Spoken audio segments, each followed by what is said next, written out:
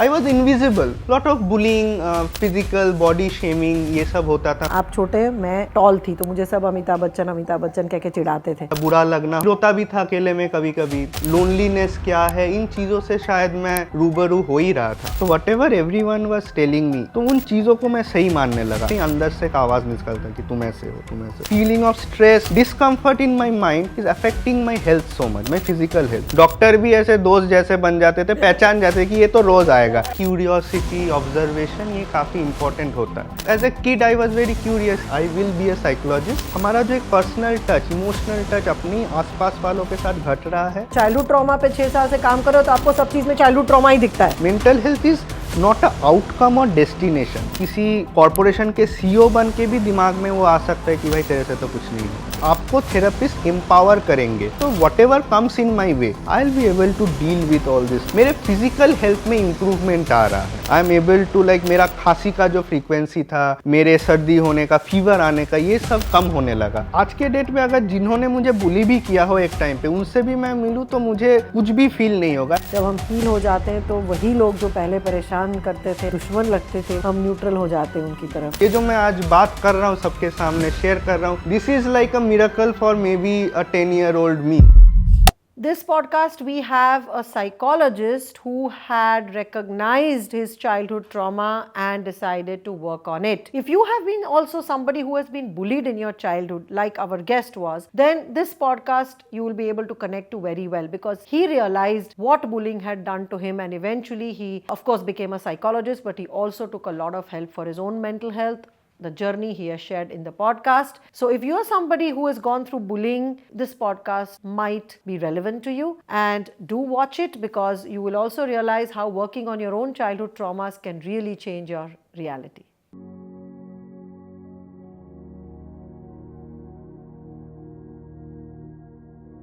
Hi, I am Shayan Bandopadhyay. I am a clinical psychologist and I am with Riri Trivedi on Real People, Real Stories. Welcome everyone to this yet another episode of my podcast, Real People, Real Stories, where I talk to real people on their mental health journeys. The objective is, of course, to normalize conversations around mental health. और ये podcast में मैं सिर्फ जाने पहचाने लोग, celebrities से बात करना इतना नहीं पसंद करती हूँ जितना कि मैं आम लोगों के साथ बात करना चाहती हूँ, जिन्होंने मेंटल हेल्थ की जर्नी ली है, जिन्होंने अपने आप पे काम किया है। तो आज हमारे साथ हैं सयान बंदोपाध्याय। सयान एक क्लिनिकल साइकोलॉजिस्ट है, रक्षा यूनिवर्सिटी में ये पढ़ाते भी हैं, और आज ये हमारे साथ अपनी मेंटल हेल्थ जर्नी के बारे में बात करेंगे। ये एक क्लिनिकल साइकोलॉजिस्ट कम एक नॉर्मल इंसान, जिन्होंने इतने सालों से मेंटल हेल्थ में काम किया है और मेंटल हेल्थ से अपने आप पे काम किया है, ऐसे इंसान के साथ मैं ज़्यादा बात करूंगी। क्लिनिकल साइकोलॉजिस्ट वाला हम बाद में थोड़ा सा करेंगे। तो सयान, वेलकम। Thank you. पहले तो थैंक यू कि आपने एक्सेप्ट किया ये इनवाइट, और मैं बहुत खुश हूँ कि आप अपनी भी जर्नी के बारे में बात कर रहे हैं और करेंगे। कहाँ से शुरुआत करें, आप बताइए। तो मेरे लिए मेंटल हेल्थ का जर्नी काफ़ी पहले से शुरू हुआ। I guess when I was a child, since my parents are both academicians themselves, they always used to say कि किसी भी सब्जेक्ट या किसी भी चीज़ में समझने के लिए, उस पर आगे बढ़ने के लिए क्यूरियोसिटी, ऑब्जर्वेशन, ये काफ़ी इम्पॉर्टेंट होता है। ना कि जस्ट एक ऑटो पायलट मोड में हम पढ़ते रहे पैसा का सोच के या क्या प्रॉस्पेक्ट है सोच के। Is the journey which is more important in every aspect of life, because life itself is a journey. तो बचपन से ही मैं बहुत ऑब्जर्व करता था चीज़ों में, और मुझे सबसे ज़्यादा क्यूरियोसिटी होता था, या जो मैं ऑब्जर्व करता था कि लोगों में लोग कैसे अलग अलग वे में बिहेव करते हैं। अभी मैं देख रहा हूँ कोई इंसान ऐसे बिहेव कर रहा है, शायद कुछ और लोगों के साथ और टाइम में कुछ अलग कर रहा है। तो as a kid I was very curious कि क्यों ये बिहेवियर चेंज हो रहा है, दिमाग में क्या कुछ अलग है। फिर सपने मैं देखता था, सोचता था कि अरे क्यों सपने आते हैं, क्या होता है। फिर कि कुत्ते भी क्या सपने देखते हैं, ये गाय बिल्ली जो है वो भी क्या सपने देखते हैं हमारी तरह। तो ये तरीके के विचार मेरे दिमाग में as a kid used to come. अब जब धीरे धीरे इंटरनेट आया और मैं सर्च करने लगा एज ए किड कि अच्छा ये क्या है, तो उससे मुझे पता चला okay there is a field which studies behaviour, which studies the human mind, which is psychology.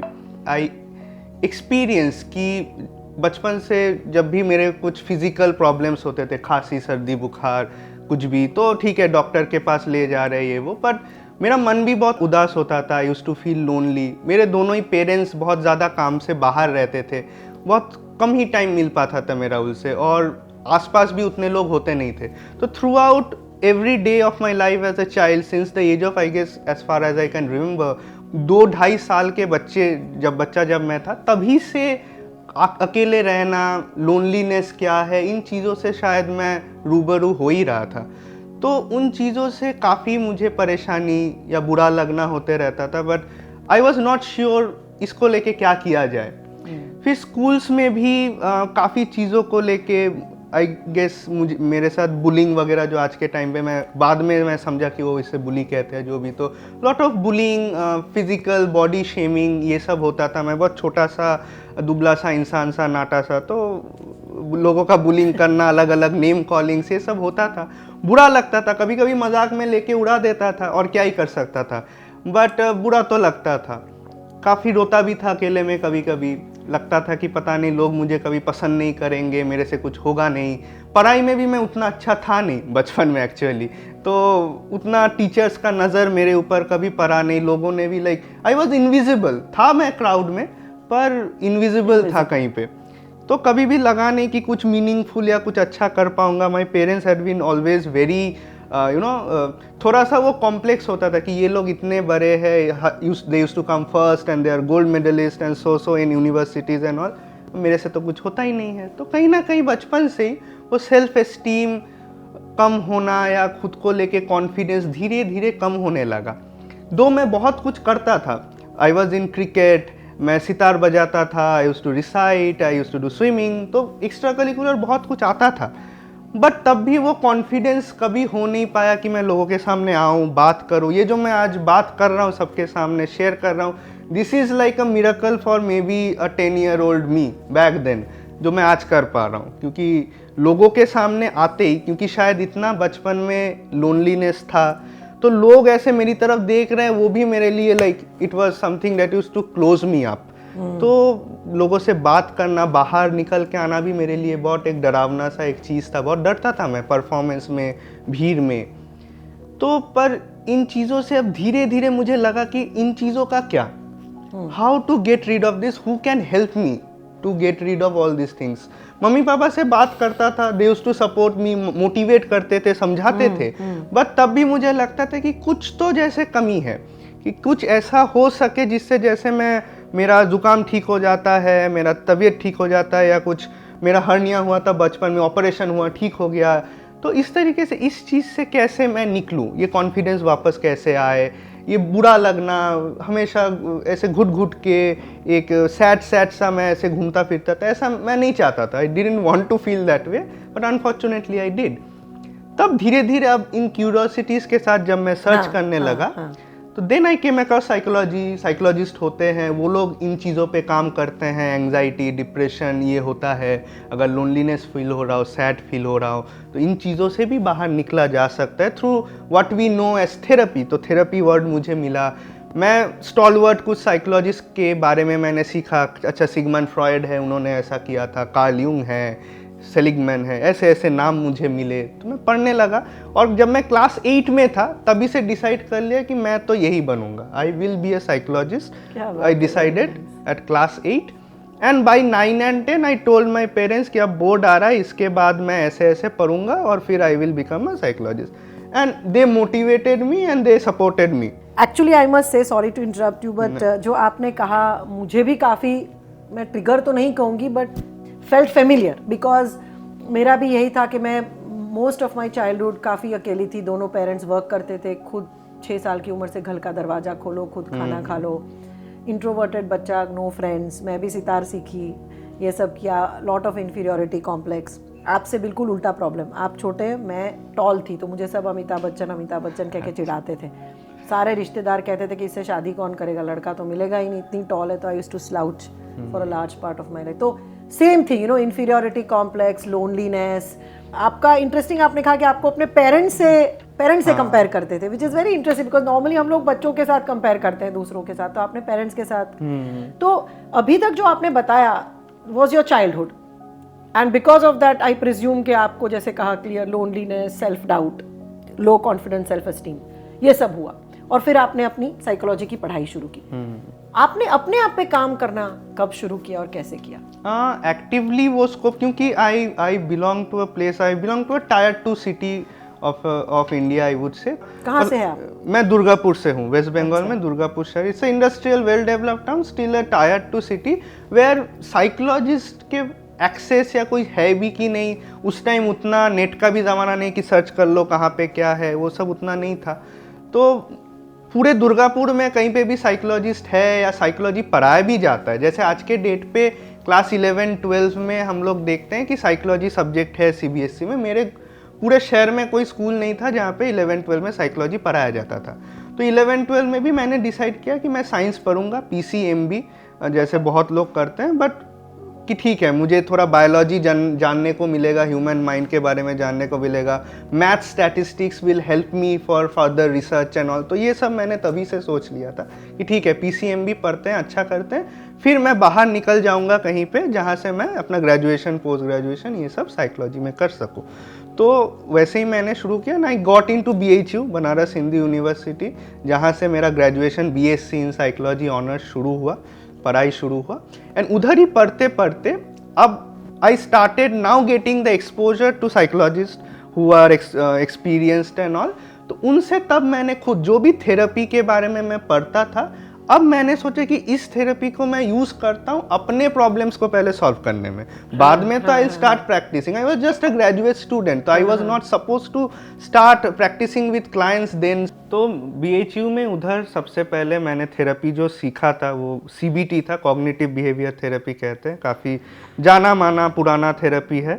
सो उसी से मैंने शुरू किया। CBT, REBT ये कुछ कुछ थेरेपी होते हैं। तो वो मैंने अब जैसे जैसे मैं पढ़ रहा था उसको मैं अप्लाई करना शुरू किया। कुछ चीज़ें उनके थे जो रियली हेल्प मी, बट कुछ एस्पेक्ट्स ऐसे भी थे आई वुड वाज सीइंग कि उतना अभी भी जैसे कुछ बाकी है कि इससे पूरा मुझे वो रिलीफ, या कुछ एस्पेक्ट्स में अभी भी उतना मैं उभर के नहीं आ पा रहा हूँ इन टेक्निक से या इस थेरेपी से। डिस्ट्रेस ऑफ 10 टू कम होते होते शायद 5 पे आया, पर उसके नीचे शायद अभी भी वो डिस्ट्रेस पार्ट था। तो उसके लिए अब मैंने और एक्सप्लोर करना शुरू किया। अब जैसे जैसे मेरा पढ़ाई भी आगे बढ़ता गया, ग्रेजुएशन से मास्टर्स एंड ऑल, और थेरेपीज़ के बारे में जानना और एक्सपोजर होना, जैसे DBT हो गया, एक्ट हो गया, अलग अलग therapy. And also during by masters and specially I would से ड्यूरिंग कोविड 2020 में मेरे मास्टर्स का सेकेंड ईयर था जब कोविड आया। एंड उस टाइम ऑनलाइन थेरेपी या ऑनलाइन भी हम थेरेपी ले सकते हैं दुनिया के किसी भी कोने में, ये चीज़ बहुत उभर के आया। तो it help me to get in touch with lot of professionals worldwide. तो एक्सपोजर और ज़्यादा, बहुत एकदम से ज़्यादा एक्चुअली बढ़ गया उस टाइम पे, और टाइम भी था एक्सप्लोर करने का खुद से और इन सब चीज़ों से। तो तब मैंने और भी हिप्नोथेरेपी जैसे मैंने उस टाइम सीखा भी, और मेरे खुद के भी काफ़ी सेशंस अब मैंने हिप्नोथेरेपी में लेना शुरू किया। उसमें आपको बेनिफिट्स दिखे? उसमें मुझे बहुत बेनिफिट्स दिखे। तो काफ़ी चीज़ें जो मैं बोल रहा था वो 5 से लेके 0 तक आने का जो जगह था उसमें अब देखा मैंने बहुत एस्पेक्ट्स पे हेल्प मिला। अपने यंगर सेल्फ, एक इनर चाइल्ड थेरेपी होता है वो भी मैंने लिया, जो हिप्नोथेरेपी के साथ ही ट्रांजैक्शनल एनालिसिस, NLP, इन कई अलग अलग थेरेपीज़ के बारे में मैंने पढ़ा। एंड वो सबसे पहले मैंने खुद पे अप्लाई किया। मेरे जो एरियाज थे ढूंढ के कि अच्छा ये भी अभी बाकी है, इसमें भी मुझे थोड़ा खटक रहा है, कहीं पे ऑब्स्टेकल आ रहा है, तो मैंने उन चीज़ों को ओवरकम किया। तो वो ट्रेनिंग में ही आपने थेरेपीज ली कि आप ट्रेनिंग के बाहर भी? Training as a part of training it is mandatory to take therapies while we used for peer counseling learning and peer learning, but अलग से भी पैसे देके इन्हीं मोडालिटीज में कि मुझे इन मोडालिटीज पे करना है, तो मैंने अलग से अलग अलग मोडालिटीज पे थेरेपी ली। इसमें से आपकी सबसे फेवरेट मोडालिटी कौन सी है जहाँ पे आपको खुद को वो जो आप कह रहे थे loneliness, low self esteem, low self worth, अकेलापन, ये जो सब आपके जो बचपन के इश्यूज थे, सबसे ज़्यादा आपको कौन सी फेवरेट थेरेपी है आपकी as a person, not as a psychologist, as a person आपको सबसे ज़्यादा कौन सी टच कर गई, आपको लगा सबसे इफेक्टिव? सबसे ज़्यादा मुझे शायद हेल्प के ये 2 तरीके हैं। इन द सेशन जो मैंने देखा, जो मेरे अंदर से कुछ बाहर जो शायद मैंने रियलाइज़ भी नहीं किया था उन एस्पेक्ट्स को, वो बहुत ज़्यादा हिप्नोथेरेपी और इनर चाइल्ड थेरेपीज ने मुझे हेल्प किया। हाँ. अब सर्टेन जो मेरे कॉग्निटिव थेरेपीज थे, एक्सेप्टेंस कमिटमेंट थेरेपी या डीबीटी, उसके जो टेक्निक्स है day to day life practice के थ्रू मैंने उसको मेंटेन किया बहुत बढ़िया से। तो वो बहुत दोनों मेरे सबकॉन्शियस के साथ एंड कॉन्शियसली ये दोनों को जोड़ के बहुत बढ़िया से मुझे लगा मैं उसको मेंटेन कर पाया। आई वॉज मोर माइंडफुलनेस भी एक तरीका है, तो वो उसको प्रैक्टिस करते हुए तो उभर के आना और उसको मेंटेन करना दोनों इम्पोर्टेंट है। कभी कभी हम लोग उभरते हैं पर फिर we fall back again, so that I was very cautious कि नहीं ऐसा ना हो कि मैं फिर से वही ट्रैप में चला जाऊं। तो इसीलिए ऐसे मैंने दोनों तरीके से मेंटेन किया। अच्छा, और आपने जो ये मोडालिटीज़ की, ये सब मेंटल हेल्थ के जो भी इंटरवेंशन सीखे और अपनाए, उससे आपकी लाइफ में क्या फ़र्क लगा? आपके रिश्तों में, आपके करियर आउटसाइड ऑफ, मतलब जनरली करियर में, रिश्तों में, हेल्थ में क्या क्या फ़र्क लगा आपको? एक बहुत अच्छा एस्पेक्ट मैम इधर आता है कि लोगों को लगता है कि जो फिजिकल हेल्थ है वो बहुत अलग है, मेंटल हेल्थ अलग है।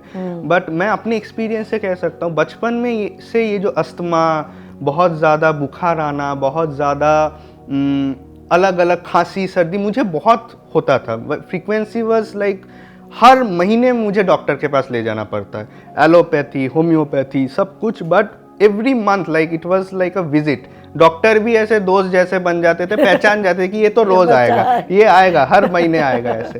तो ये चीज़ हो गया था। बट मैंने जब से थेरेपी लेना शुरू किया, चाहे शुरुआत में सीबीटी हो, फिर आरईबीटी, हिप्नोथेरेपी, मैंने देखा ग्रेजुअली जितना मैं सेल्फ वर्क मेंटली कर रहा हूँ, मेरे फिजिकल हेल्थ में इम्प्रूवमेंट आ रहा है। I am able to like मेरा खांसी का जो फ्रीक्वेंसी था, मेरे सर्दी होने का, फीवर आने का, ये सब कम होने लगा। मुझे याद है बचपन में मम्मी कहती थी कि पापा जैसे ही काम पे जाते थे, पापा मेरे सिर्फ सैटरडे संडे को आते थे एंड देन फिर मंडे को एकदम सुबह 4 बजे होगा, जब मैं सोया हुआ था तब चले जाते थे। तो मम्मी कहती थी कि जैसे ही the Monday blues used to hit me like that, कि पापा को सुबह उठ के जैसे ही मैं नहीं देख पाता था, मैं पूरा बदल जाता था, सारा दिन एकदम चुपचाप अकेले, कभी कभी बुखार भी आ जाता था मुझे।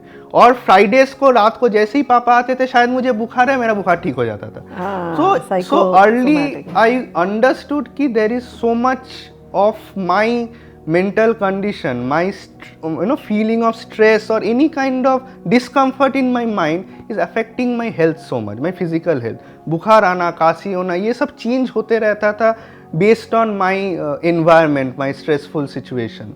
तो उससे बहुत रिलीफ मिला मुझे। तो this was one part where my physical health improved. On other part ऐसे जो सबसे पहले जो आपसे के साथ बैठ के मैं बात कर रहा हूँ, या इवन एज अ क्लिनिशियन, जो ये वीडियो कॉल्स में बहुत हम लोग क्लिनिशियंस में ही है, जो मैं देखता हूँ कि डिस्कम्फर्ट उन्हें होता है ऑनलाइन करने का, ये ओपन करके कि वीडियो ऑन करके बात करने का, या बहुत लोग मुझे देख रहे हैं एड्रेस करने का इन पब्लिक। तो इन चीज़ों में बहुत ऐसे लोग हैं जिनको प्रॉब्लम होता है, मुझे भी होता था। But now I am much more comfortable, I am talking to you, live shoot या जो भी शूट हो। मैं अभी टॉक्स देता हूँ जहाँ पे हॉल में इतने लोग बैठे रहते हैं, तो ये चीज़ें मैं सोच भी नहीं सकता था बचपन में। पर अभी it's very very spontaneous, like extempore वगैरह होता है बचपन में, तो मैं कभी पार्ट नहीं लेता था कि मैं तुरंत जाके क्या करूँ। आज के डेट में होता है कि कभी कभी तुरंत कुछ बोलने को कहा जाता है हमें, जब मैं प्रोफेसर हूँ कहीं पे, या टॉक दीजिए थोड़ा 10 मिनट का।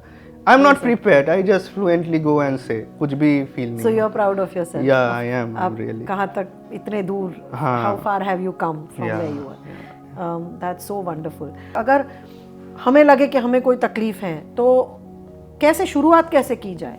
How do we approach? कैसे पता चले कि किसके पास जाना है, कैसे अप्रोच करना है? Psychiatrist, psychologist, clinical psychology, counselling psychologist, child psychologist, coaches, क्या कैसे किया जाए? लोगों के बहुत क्वेश्चंस होते हैं। राइट, सो मेरा यही मानना है कि थेरेपी एक ऐसी चीज़ है जिसमें बहुत अलग अलग चीज़ें अलग वे में कनेक्ट हम कर सकते हैं। जैसे मैं अगर एग्जांपल लूँ, लोग शायद ज़्यादा रिलेट कर पाए, कि जैसे अगर हम जिम भी जाते हैं या वर्कआउट करने का सोचते हैं, तो अलग अलग फॉर्मेट होते हैं। किसी को जुम्बा पसंद है, किसी को वेट ट्रेनिंग पसंद है, किसी को कार्डियो, एंड वो देखते हैं कि कुछ एक एस्पेक्ट शायद ज़्यादा वो कनेक्ट कर पा रहे हैं, उनके लिए ज़्यादा ईजी हो रहा है। तो मेंटल हेल्थ में भी it's like there are lot of option, it's like a buffet at today's point in time कि अलग अलग चीज़ है। अब उसमें से आई वुड जस्ट से कि बिना संकोच के आप कहीं एक जगह पे कम से कम पहुंचिए जो आप सबसे ज़्यादा रिलेट कर पाए, जान पाए। अब कॉमन वे में सबसे ज़्यादा अवेलेबल अगर हो तो आपकी आसपास में आई स्टिल वुड सजेस्ट कि आप अपना मेंटल हेल्थ जर्नी शुरू कीजिए थोड़ा सामने से, rather than may be online. कभी कभी एक दो सेशन एटलीस्ट सामने से जाके उस इंसान के साथ सामने से बैठ के बात करने में मेरे एक्सपीरियंस में लोगों को थोड़ा ज़्यादा हेल्प मिला है। बट स्टिल अगर किसी को आप ऑनलाइन देखते हो, आपको लगता है आप उनके बातों से, उनके काम से, उनके जो भी वेज ऑफ वर्क है तो उनसे आप कनेक्ट कर पाते हो, तो surely gate in touch with that and start your journey. I would just say कि हो सकता है कि आपको कहीं पे लगे कि नहीं this is not working, so इसका मतलब ये नहीं है कि थेरेपी यूजलेस वर्किंग, और it's not that, it's just that modality और that person's way of taking you through that it might not be your thing. जैसे आप अगर कहीं से कहीं जाना चाहते हो, कोई होता है कि उसको रेलवे से ही जाना पसंद है, भले 10 घंटे लग जाए, कोई फ्लाइट में जाना कंफर्टेबल होता है कि चलो मैं जल्दी पहुंच गया। तो हम सबके जर्नीज के भी प्रेफरेंसेस होते हैं। People like road trip, some people might feel nauseated on a car, तो तब हम उस तरीके से अपना मोड ऑफ जर्नी चेंज कर लेते हैं, पर जर्नी बंद तो नहीं करते। उस तरीके से मैं कहूँगा कि जर्नी बंद मत कीजिए, मे बी रास्ता अलग अलग हो सकता है जिसमें साइकेट्रिस्ट जो मेडिसिन देते हैं उनका हेल्प आप ले सकते हो। इफ़ मेडिसिन आपको लगे कि हाँ चाहिए and it helps you, because medicine are sometimes very much. थोड़ी ना डिसाइड करेंगे कि हमें मेडिसिन चाहिए कि थेरेपी चाहिए, कौन डिसाइड करेगा? इसीलिए मैं कहूंगा कि सबसे पहले किसी के पास जाना जरूरी है, प्रोफेशनल जाना, जो ही आपके कंडीशन को देख के आपको सजेस्ट कर सके कि नहीं आपका फिलहाल जो कंडीशन है शायद वो थेरेपी से ही कम हो, या मे बी आपका कंडीशन ऐसा है कि यू नीड मेडिसिन। कभी कभी होता है कि बहुत लोग थेरेपीज में जितना हम, शायद मुझे लगता है कि आपको हफ्ते में 3 बार आना पड़ेगा, एक ही हफ्ते में 3 बार, पर एज ए वर्किंग प्रोफेशनल आज के डेट में शायद, और even due to maybe economic reasons, lot of कारणों से हम हफ्ते में 3 बार थेरेपी ले, शायद वो डिफिकल्ट है।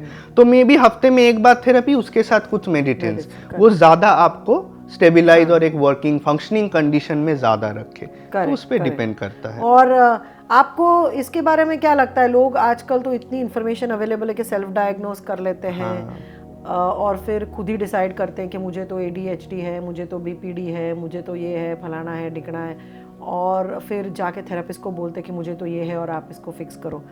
तो आपको क्या, आपने देखा है ऐसा आपके साथ होता ये है? मैं सबसे ज़्यादा ये कहूँगा कि जब हम लोग भी पढ़ते थे ना साइकोलॉजी, तो वो जब हम बुक्स में पढ़ते हैं तो हम लोग भी एज ए स्टूडेंट भी खुद को सेल्फ डायग्नोस करने लगते थे कि पढ़ के लगता था अरे ये तो मेरे में भी है, ये मेरे में भी। तो दिस हैपेंस, यानी this happens in medical profession also. जो लोग मेडिकल प्रोफेशन पढ़ते हैं उन्हें कुछ भी दर्द होता है, थोड़ा सा कुछ कलर कुछ होने लगा, पिगमेंटेशन होने लगा, उन्हें लगता है कि कुछ ना कुछ हो रहा है। तो this is a very common phenomena which happens अगर आप रीड करते हो चीज़ों के बारे में। बट एक्चुअली में क्या है, वो एक प्रोफेशनल जो ट्रेंड है, इतने सालों का एक्सपीरियंस है, वही बता पाता है।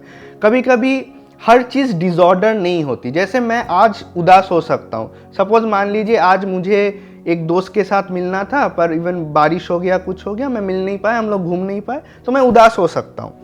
इस उदासी का मतलब ये नहीं कि मैं खुद को कहने लगूँ अरे आज मैं डिप्रेस्ड हूँ। तो such terminologies is not really helpful, because मैं खुद को अगर डिप्रेस्ड कहने लगूँ बस एक दिन के, I am upset. So understanding the difference between being upset for a reason and being depressed. Depressed is a chronical longitudinal part कि आप दिनों दिन महीने तर आपका मन उदास है और उसके साथ बहुत चीजें हैं, आप काम नहीं कर पा रहे हो, बहुत इससे एक्सट्रीम कंडीशन। सो एक दिन तो लोग जैसे डिप्रेस्ड, ट्रॉमा, इसको ऐसे ही फेंकते हैं। मतलब आज मेरी फ्रेंड नहीं आई मिलने तो मुझे ट्रॉमा हो गया, तो लोग ऐसे ही फेंकते हैं शब्द और फिर वो बड़ा नॉर्मलाइज हो जाता है। और फिर जिनको रियली डिप्रेशन है, जिनको वाकई में ट्रॉमा है, उनको फिर लोग उनकी मजाक उड़ाते हैं, क्योंकि उनको ये लगता है कि मजाक में कभी कभी हम देखते हैं कि जैसे जो लोग बहुत ऑर्डर में रहना चाहते हैं उनको कहते हैं कि अरे तुम तो ओसी हो, इतना क्या साफ कर रहे हो, इतना क्यों सजा रहे हो चीजें। तो ऐसे लोगों को, but being a OCD as a disorder is very different. Very different. Correct correct. अच्छा, आप मुझे बताइए कि एज अ चाइल्ड आपको जो बुलिंग किया गया था, आपको जो बॉडी शेमिंग किया गया था, उससे आप पे क्या इम्पैक्ट पड़ी थी और आपने वो कैसे ओवरराइड की? क्योंकि मैं इसलिए पूछ रही हूँ क्योंकि ये बहुत से लोगों के साथ होता है, बहुत से लोगों के साथ, और हर ऐसा कोई कारण नहीं होता, कोई भी कारण के लिए बुली हो सकते हैं लोग, स्किन कलर के लिए, नाक के लिए, आँख के लिए, बाल के लिए, हाइट के लिए, बोलते हैं कैसे उसके लिए, कई बार पढ़ाई में अच्छे नहीं है, बहुत अच्छे हैं तो भी बुली होते हैं, क्लास टॉपर्स भी बुली होते हैं, और जो सबसे पीछे होते हैं उनकी भी बुलिंग होती है। तो इससे क्या इम्पैक्ट आप पे पड़ा? थियोरेटिकल नहीं, आप पर्सनली बताइए आपके ऊपर, और इसको आपने कैसे ओवरकम किया? तो सबसे ज़्यादा जो मुझे लगता था कि बहुत ज़्यादा मैं खुद को ही, मतलब मैंने लोगों के बातों को बहुत ज़्यादा इंटरनलाइज कर लिया। जिसने भी जो भी कहा, मुझे लगता था सही में ये ऐसा है, मैं सच में ऐसा हूँ, मेरे से सच में ऐसा नहीं होगा, मैं छोटा हूँ तो ये होगा वो होगा। So what ever everyone was telling me, इतने तरीके से, और जो कि मोस्टली नेगेटिव थे, तो उन चीज़ों को मैं सही मानने लगा, अपनाने लगा कि हाँ मैं यही हूँ, दिस इज़ मी। तो मेरा जो सेल्फ कॉन्सेप्ट है, what am I, if I ask my self, तो वो उस तरीके से ही अंदर से एक आवाज़ निकलता कि तुम ऐसे हो, तुम ऐसे हो, विच वॉज वेरी डेरोगेटरी। खुद को ही मैं खुद, आई गेस अब दूसरों के आवाज़ भी अगर बंद हो गए ना एक टाइम पे, पर मेरे अंदर की आवाज़ शायद मेरा पीछा नहीं छोड़ रहे थे, वो एडल्ट लाइफ में भी। और अगर शायद मैंने थेरेपी और इस जर्नी में मैं नहीं गया होता, तो बहुत लोगों के साथ जो होता है वो एडल्टहुड तक 30, 40, 50 साल तक भी वो चीज़ें बचती रहती है। आप कहीं किसी कॉरपोरेशन के सीईओ बन के भी दिमाग में वो आ सकता है कि भाई तेरे से तो कुछ नहीं होगा। तो ये आई गेस होता है। तो इन चीज़ों से निकलने के लिए mental health journey in what ever aspects, what ever therapy, medication, जो भी आपको इस चीज़ों से निकाल सके, आई वुड से लोगों को। आपको किसका हेल्प सबसे ज़्यादा, ये इसमें से निकलने में क्या हेल्प किया? क्या सब कुछ हेल्प किया कि कोई ऐसा स्पेसिफिक मोडालिटी था या ऐसा कोई स्पेसिफिक प्रोसेस था जिससे आप ये निकले?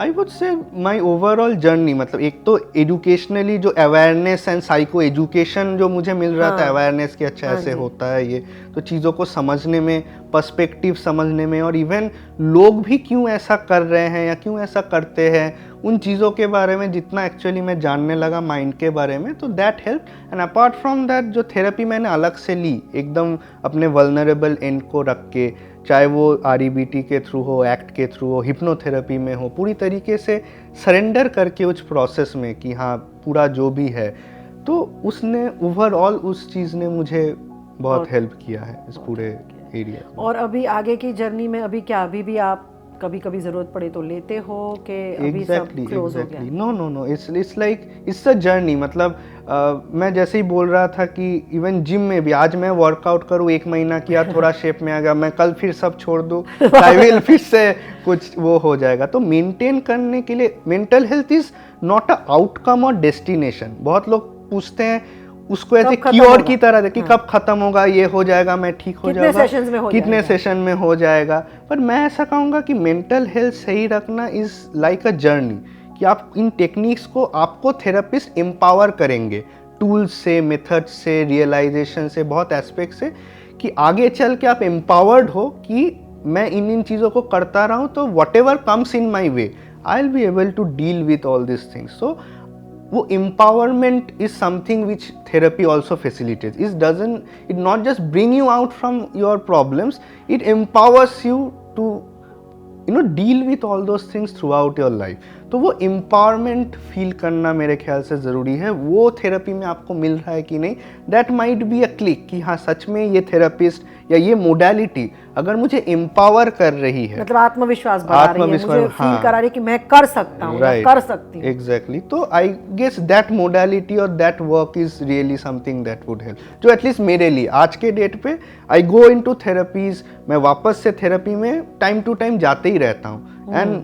उसमें कोई ये नहीं है, बट जब भी मैं जाता हूँ कुछ नया सीख के आता हूँ, फिर एम्पावर कुछ अलग वे में होता हूँ, तो मेरा एम्पावरमेंट होते रह रहा है।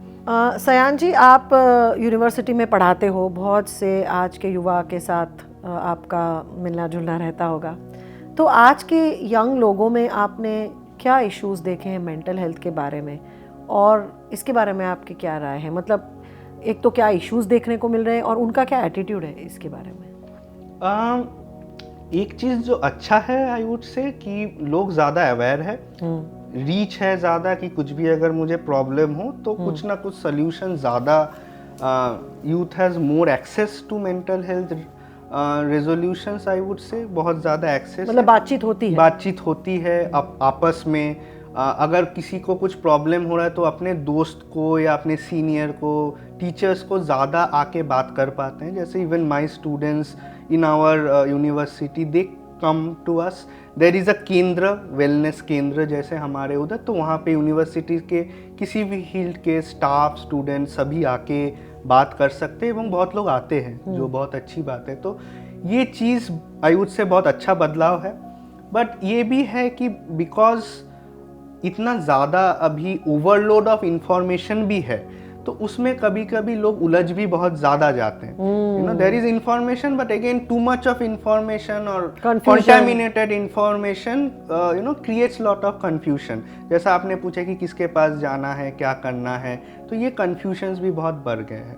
ऊपर से अभी आई वुड से सोशल मीडिया में जो सेल्फ एस्टीम और कॉन्फिडेंस वाला एरिया, क्योंकि इतना सब रीच में है, तो बहुत ज़्यादा कंपैरिजन करना या खुद को एक लेवल में कि अच्छा सोशल मीडिया में लोग ऐसे सज रहे हैं, ऐसा हो रहा है, वो पेरिस में अपना वैकेशन मना रहा है, मैं तो इधर लोनावाला जा रही हूँ, या जो भी मतलब कांस्टेंट कंपैरिजन चीज़ें, मेरे पास आईफोन है या मेरे पास कौन सा फ़ोन है। तो यूथ में कंपैरिजन का जगह अपने आप को कहीं पे वो वर्दी फील होने का जो बार है, कभी कभी जो मुझे लगता है अनरियलिस्टिकली भी एक अजीब ऊंचा है, जो क्रिएट करता है काफ़ी प्रॉब्लम और अननेसेसरीली उनके कॉन्फिडेंस को कहीं ना कहीं हैम्पर करता है, जो शायद उस वक्त में ज़रूरी भी ना हो।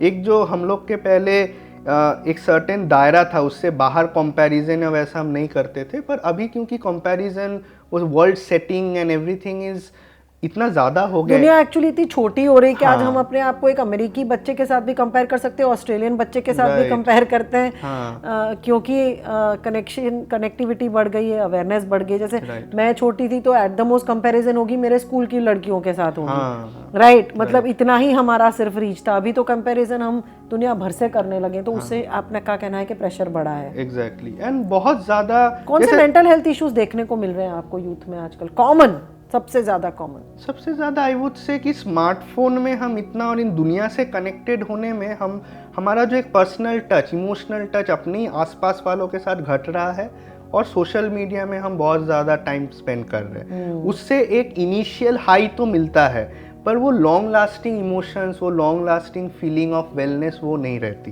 तो वो कहीं पे मिस हो जाता है। वो ह्यूमन टच, एक पास में बैठ के बात करना, वो कभी भी एक व्हाट्सएप, फेसबुक, इंस्टाग्राम के मैसेजेस और स्नैप से वो कोशिश तो करता है, बट वो नहीं मिल पाता है। तो कहीं एज अ थेरेपिस्ट आपका कोई ऐसा मेमोरेबल मोमेंट रहा हो जब आपको लगा हो कि अरे मैंने कुछ बहुत अच्छा काम कर लिया, किसी क्लाइंट की लाइफ में आपने बहुत हेल्प किया हो, ऐसा कुछ स्टोरी? कुछ ऐसे तो कई ऐसे मोमेंट्स है, आपको कोई स्पेशल हो?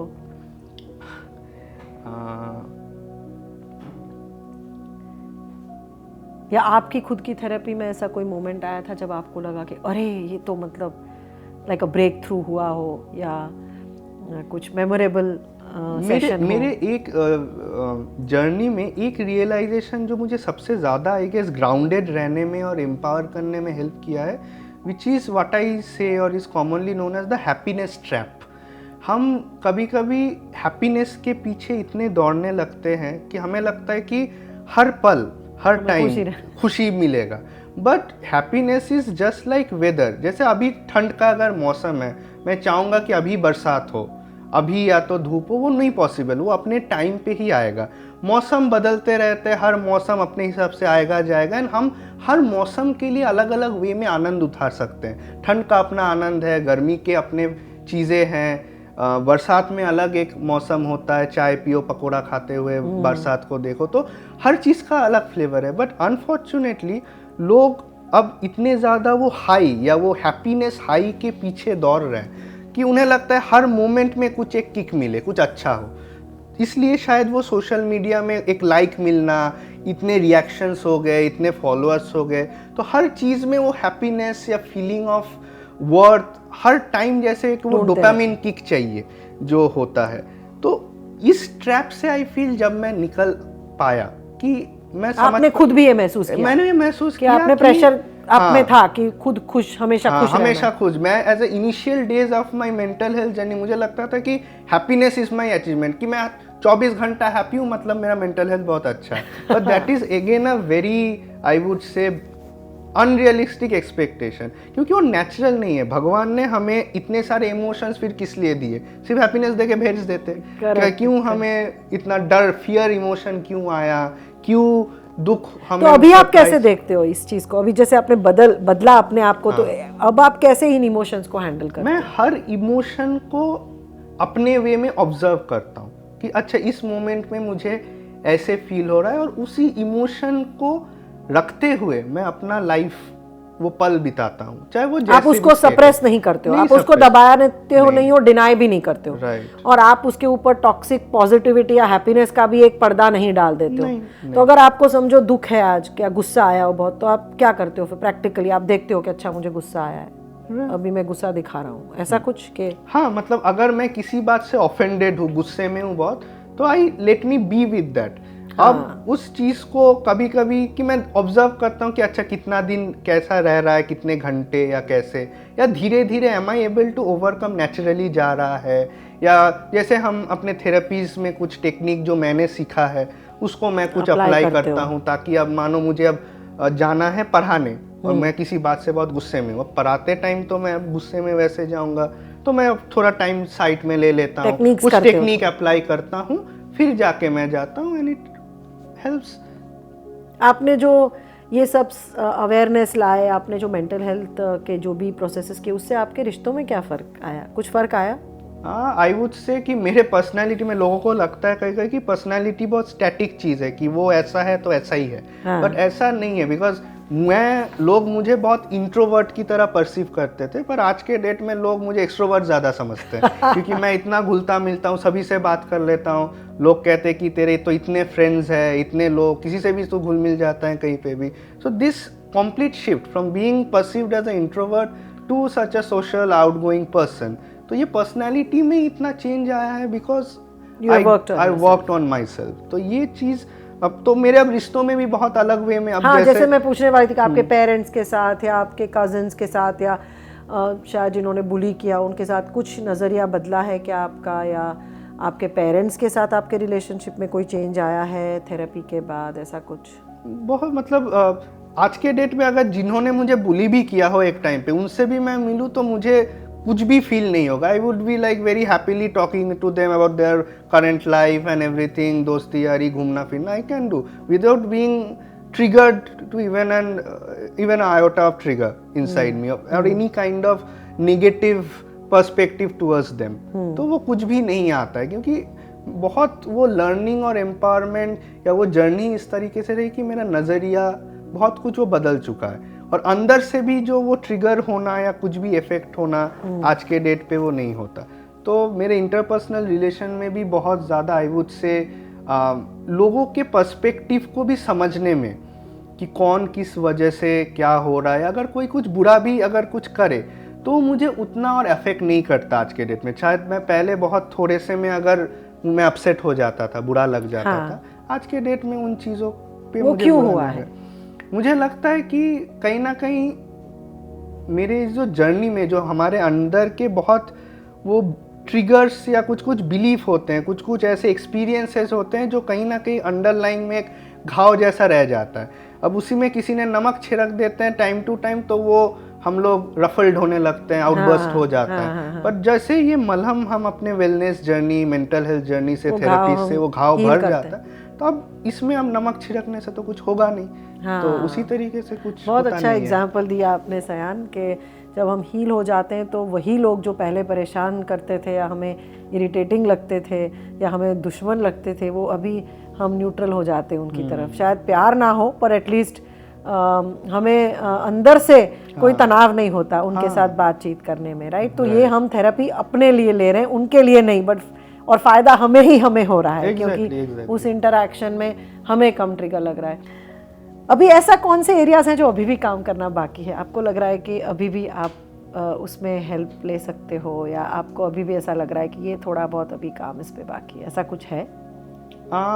आई वुड से कि अभी भी ये जो रोमांटिक रिलेशन वाला जो एरिया है वो कहीं ना कहीं उन बचपन के जो बुलिंग कह लीजिए या जो भी एरियाज थे उसके चलते कभी कहीं ना कहीं अभी भी मुझे लगता है कि उन चीज़ों का असर अभी भी मेरे रोमांटिक रिलेशन में एज एन एडल्ट रहा है, जहाँ सर्टेन इनसिक्योरिटी या एक डर, एक वो इमोशनली कहीं ना कहीं कुछ एक चीज़ें मुझे इफेक्ट करती है। आप ब्लॉक कहोगे कि मतलब वो ब्लॉक है कि वो एक थोड़ा स्टम्बलिंग रॉक जैसा है?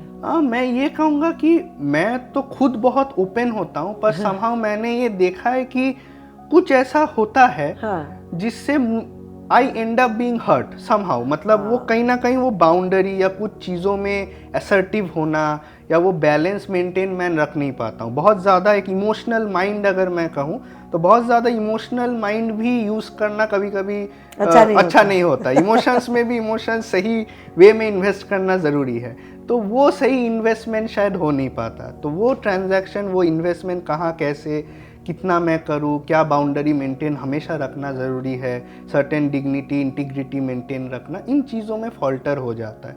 तो इस पे मुझे लगता है अभी भी वर्क इन प्रोग्रेस हाँ मेरा है। एज अ साइकोलॉजिस्ट कोई स्पेसिफिक चैलेंजेस होती हैं वर्सेस जो नॉर्मल लोगों को नहीं होती है, पर एज अ साइकोलॉजिस्ट क्योंकि आप दिन ब दिन लोगों के मेंटल हेल्थ के ऊपर काम करते हो, तो as a psychologist profession specific mental health challenges क्या? आई वुड से कि नेगेटिव बायस बहुत डेवलप हो जाता है कि मैं खुद अगर मेरे सन फॉर एग्जांपल इस रोमांटिक रिलेशन के बात में रहूं, मैं अगर रोज देख रहा हूं कि कपल्स के बीच में झगड़ा हो रहा है, शादियां टूट रही है, ये हो रहा है, तो मेरा अब क्या हो सकता है कि शादी के और रोमांटिक रिलेशन के प्रति एक नेगेटिव बायस था कि ये सब बेकार है भाई, सब तो यही करके आ जा रहे हैं। पर ये नहीं होने देना है। कहीं ना कहीं हम इतने ज़्यादा जस्ट इंसान के नेगेटिविटी से डील करते हैं, तो कभी कभी मुझे लगता है कि इफ़ एज आई से कि हम साइकोलॉजिस्ट या मेंटल हेल्थ प्रोफेशन अगर खुद अपने जर्नी में ना रहे throughout this journey of helping others, I feel we might fall into a trap जहाँ पे हमें बहुत चीज़ें एक नेगेटिव आउटलुक बन जाए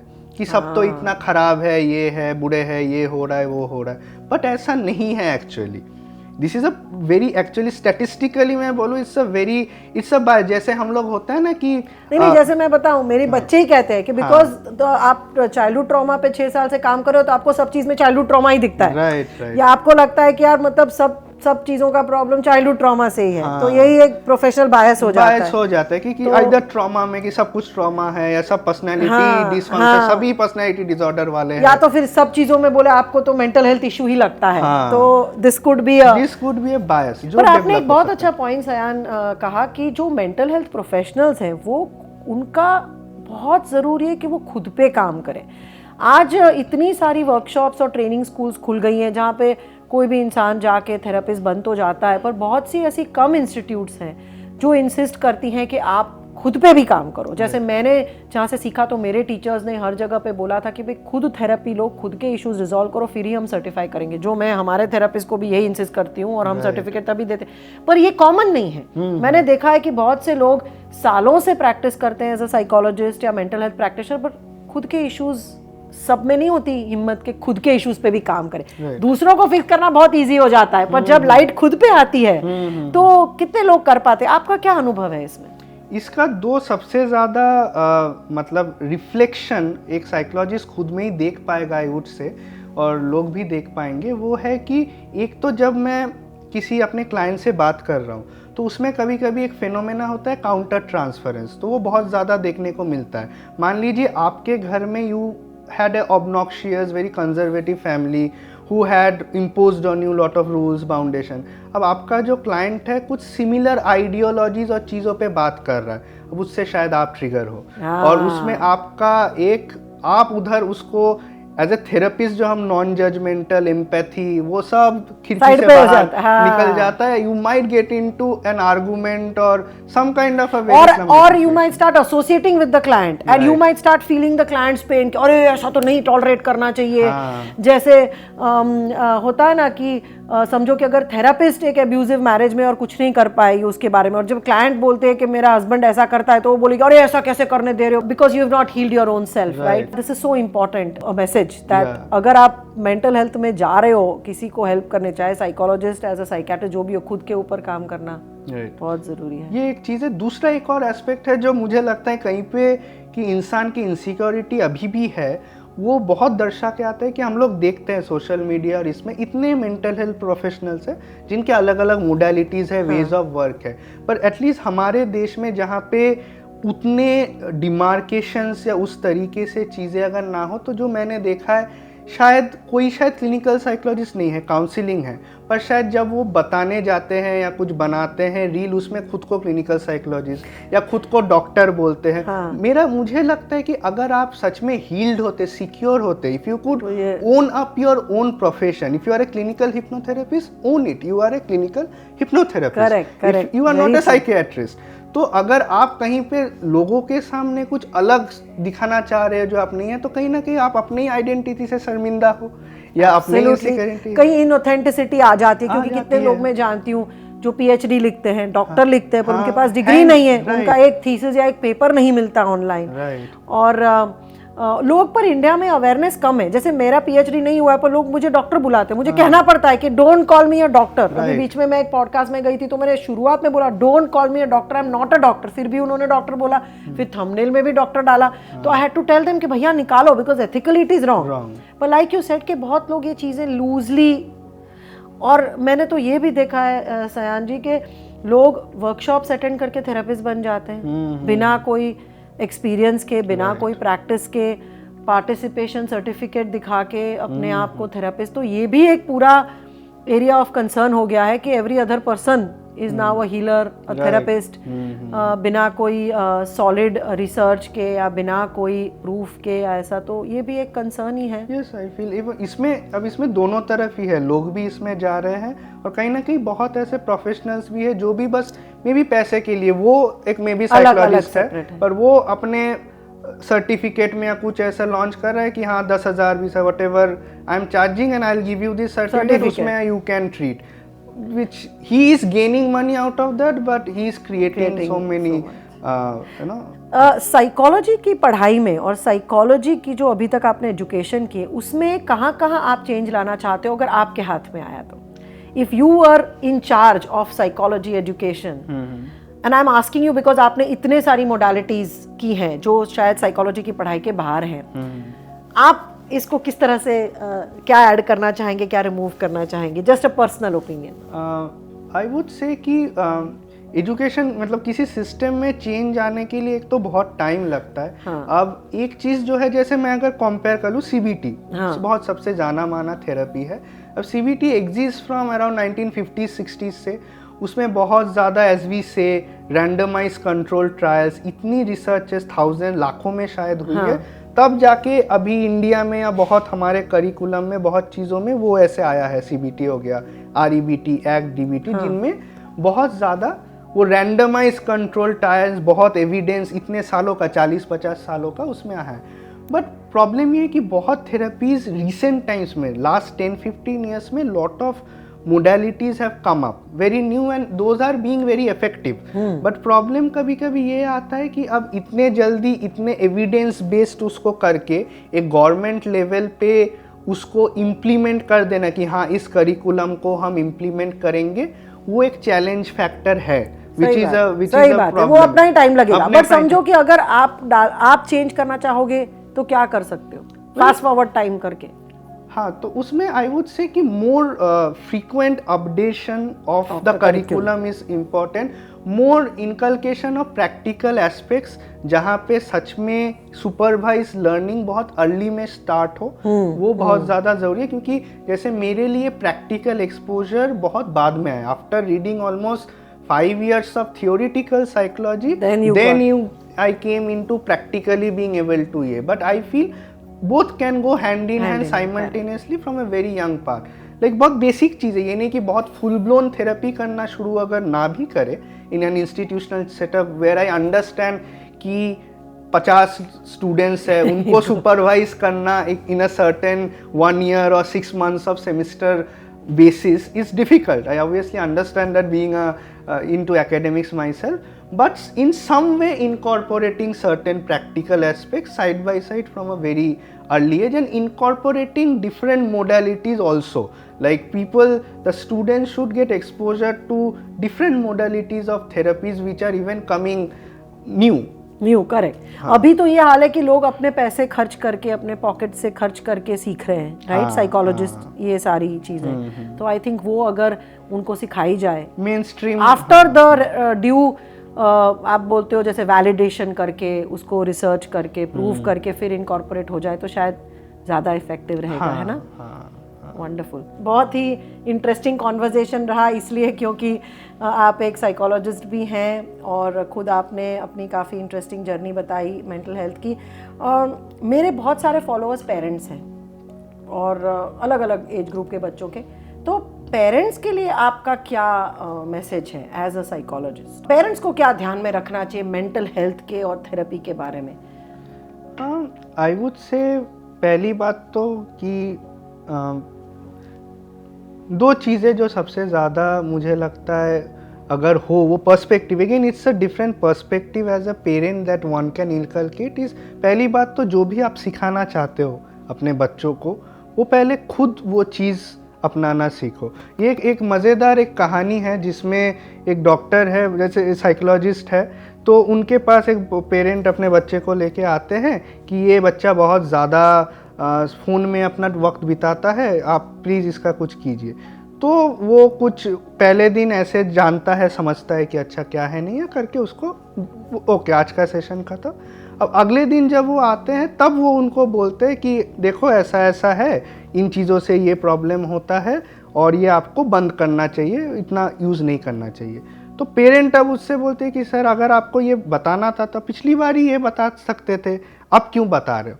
तो उन्होंने बोला कि पहले मैं तो छोड़ लूँ, मैं तो कम कर लूँ अपना यूज़ करना फ़ोन, तब तो मैं बच्चे को बताऊँगा. तो पॉइंट वही है कि जो हम खुद अगर ना अपना सके, अगर बच्चा ऑब्जर्व कर रहा है कि पेरेंट्स डाइनिंग टेबल पे आके फ़ोन में ही लगे हुए हैं, लैपटॉप में, टैब में, अलग अलग इन चीज़ों में बात नहीं कर रहे या घुल मिल नहीं रहे हैं अपने दोस्तों से, अपने कम्युनिटी में, तो बच्चा भी वही करेगा, वो भी फ़ोन में ही रहेगा. It's like people, like children are like sponges. They will observe, they will model you. To be that model that you want your child to be. तो वो सबसे पहले एक होना ज़रूरी है. दूसरा कि एज ए पेरेंट कहीं किसी यूनिवर्सिटी या कहीं पे भी पेरेंटिंग स्किल्स या डिग्री नहीं दिया जाता कि how to be a parent.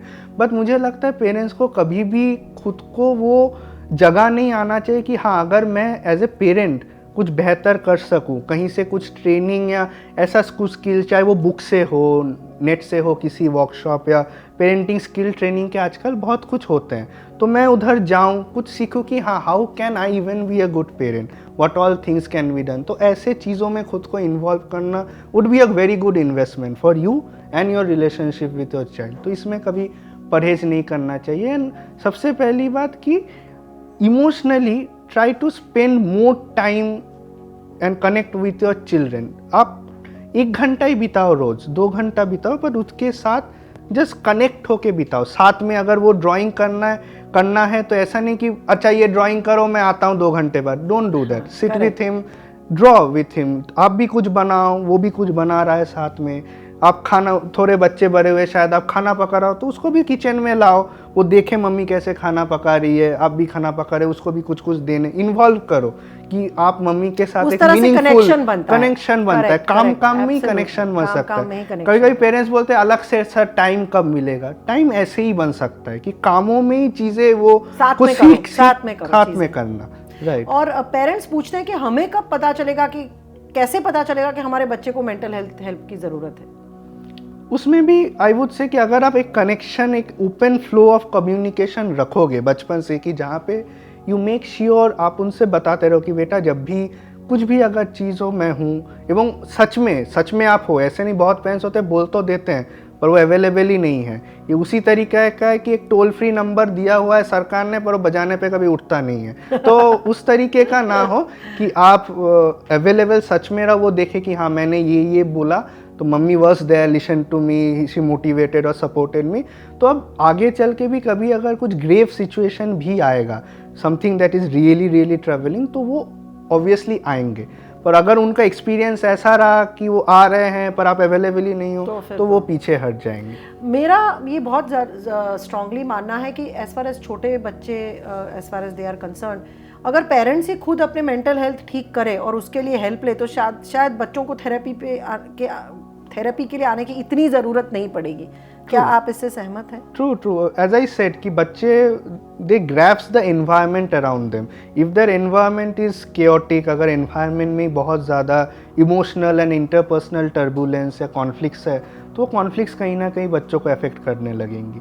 तो ऑब्वियसली उनके भी जो, क्योंकि ब्रेन उस टाइम डेवलप कर रहा होता है तो वो उन्हीं कॉन्फ्लिक्टेड चीज़ों को, कॉन्वर्सेशंस को, उसको वही प्रोग्राम बन जाते हैं। हाँ, सो इन जनरल भी हम देखते हैं कि जो ब्रेन, अगर हम रिसर्च में देखा गया है कि एक घर जहाँ पे चीज़ें ऐसे इमोशनल बॉन्डिंग ज़्यादा हो, कम्युनिकेशन ओपन हो, इजीली हो, उधर जो एक बच्चे का ब्रेन अगर हम एफएमआरआई करें that will be very different from a brain जहाँ पे बच्चा बड़ा हुआ है अमंग्स में बी crime, violence, lot of abuse, उसमें ब्रेन का ही स्ट्रक्चर ही अलग है। हाँ, सही बात। तो ऑब्वियसली उसमें वो वाला ब्रेन अलग वे में चीज़ों को परसीव करेगा।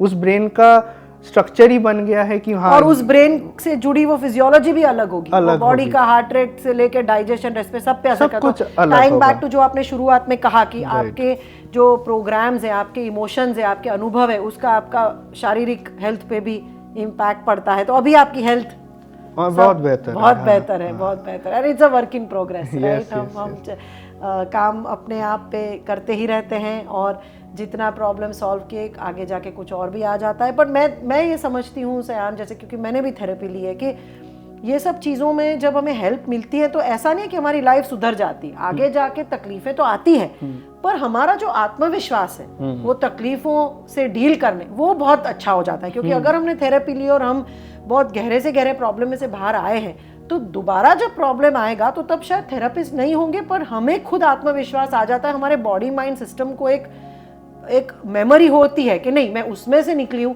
तो इसमें से भी निकल आऊंगी। तो हमने क्लाइंट्स ने भी ये कंसिस्टेंटली बोला है कि लाइफ में चुनौतियां तो आती रहती हैं, थेरेपी खत्म होने के बाद भी आती रहती है, बट उसमें से हम जल्दी निकल पा रहे हैं या उसका इफेक्ट हम पे कम पड़ता है या उससे हम रिकवर बहुत जल्दी कर पा रहे हैं। तो यही बेनिफिट है मेरे ख्याल से थेरेपी लेने का, या थोड़ा बहुत जो भी थेरेपी ठीक हो। जैसे सयान ने कहा कि CBT हो, REBT हो, DBT हो, इनर चाइल्ड हो, हिप्नोथेरेपी हो, NLP हो, जो भी, कई बार एक से शुरू करो और फिर 2, 3, 4 अलग किस्म की थेरेपीज भी आप लेते हो जिससे आपको लग रहा है कि इसमें जो नहीं डील किया वो उससे डील हुआ है। तो it is a ongoing journey, it's an ongoing process. पर ये कॉन्वर्जेशंस मैं इसीलिए कर रही हूँ ताकि लोगों के लाइफ में, हमारे खास करके इंडियंस के लाइफ में मेंटल हेल्थ के बारे में ज़्यादा बातचीत हो। ये पॉडकास्ट का मेरा इरादा यही है कि हम आप जैसे लोग मेंटल हेल्थ के बारे में बातचीत करें, भावनाओं के बारे में बातचीत करें और ख़ास तो मेंटल हेल्थ के बारे में हेल्प लेने के बारे में बातचीत करें। जब हम शादियों में मिलते हैं तो कितनी आसानी से बोल देते हैं कि आज मैं मेरे कार्डियोलॉजिस्ट के पास गया था, मेरा ECG करवाया, या मेरे किडनी डॉक्टर के पास गया था, या मुझे मेनोपॉज की वजह से हॉट फ्लैशेस हो रहे। पर कितने लोग ये इतनी आसानी से कह पाते कि आज मैं मेरे थेरेपिस्ट के पास गया था। अभी तक ये बातें हम नहीं करते हैं और ये पॉडकास्ट का इंटेंशन ही ये है कि ये बातचीतों के द्वारा हम मेंटल हेल्थ कॉन्वर्जेशंस को नॉर्मलाइज करें। तो आई होप कि ये एपिसोड आपको यूज़फुल लगा होगा। थैंक यू सयान, आपने हिम्मत दिखा के इतनी ऑथेंटिसिटी और ऑनेस्टी के साथ आपकी जर्नी हमारे साथ शेयर की एज अ पर्सन ऑल्सो, और एंड आपने जो बहुत वैल्यूएबल इंसाइट्स दिए as a psychologist, thank you so much for that. मुझे आशा है कि शायद दोबारा भी मैं आपको बुलाऊंगी प्योरली एज अ प्रोफेशनल। आपकी जो साइकोलॉजी की इंसाइट्स है शायद उसके बारे में आगे भी चर्चा करेंगे, बट आज के लिए इतना काफ़ी है। अगर आपको ये पॉडकास्ट अच्छा लगा हो तो ज़रूर कमेंट्स में लिखिए। अगर आपके कुछ और विचार हो जो आप शेयर करना चाहें तो वो भी लिखिएगा। ये मत भूलिए कि जो भी गेस्ट मेरे पॉडकास्ट पे आते हैं वो बड़ी हिम्मत दिखा के अपने आप को वल्नरेबल करते हैं, ओपन अप करते हैं, ऐसी चीज़ों के बारे में बात करते हैं जो शायद उन्होंने सबके साथ ना भी की हो। तो इसके लिए इनके लिए लाइक ज़रूर बनता है, अप्रिसिएशन ज़रूर बनता है। अगर आपको लगे कि ये पॉडकास्ट कोई आपका फैमिली मेम्बर या फ्रेंड सुने जिससे उसको कुछ फ़ायदा हो या ओपन अप हो जाए तो ज़रूर शेयर कीजिए। Thank you so much for following me. ऐसी और बहुत सारी वीडियोस और पॉडकास्ट मेरे चैनल पे आपको मिलेंगे, तो सब्सक्राइब ज़रूर कीजिए। Have a wonderful day.